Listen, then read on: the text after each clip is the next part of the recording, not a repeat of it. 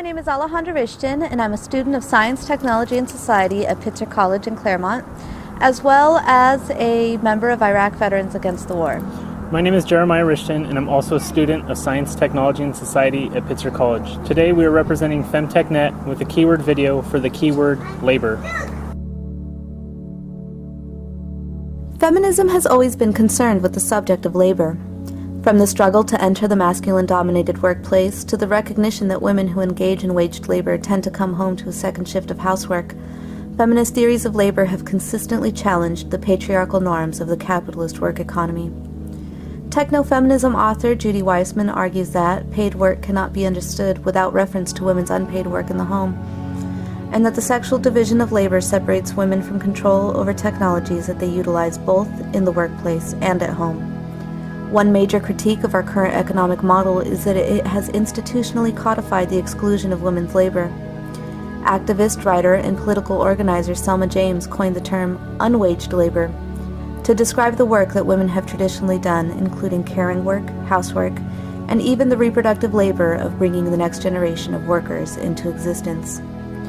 James argues that breaking into the male-dominated workforce is a step towards equality, but there is still the critical work of recognizing and paying wages for the caring work that women already engage in. We would like to extend this argument and relate this denial of the value of women's work to the hegemonic war culture that exists in the United States today. Since women's caring labor is devalued, the capital that their labor produces is also devalued. In other words, our children's lives are devalued by a system that sacrifices their bodies, their minds, and their lives for capitalist gains and political dominance.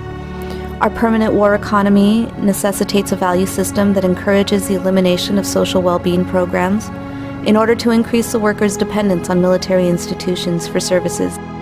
This creates what has been called the economic or poverty draft that ensures that non-commissioned enlistment rates are retained in an all-volunteer military.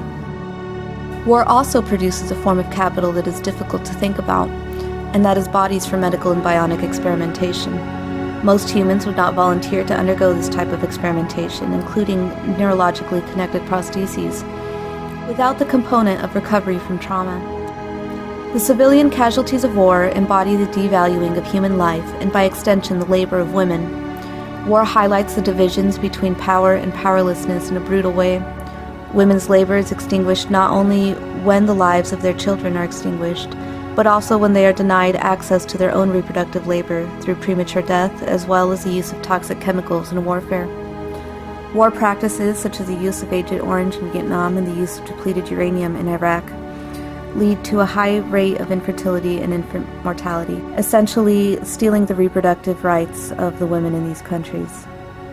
Feminist theories on technology should always incorporate the lens of militarism in order to struggle for the collective rights of all women.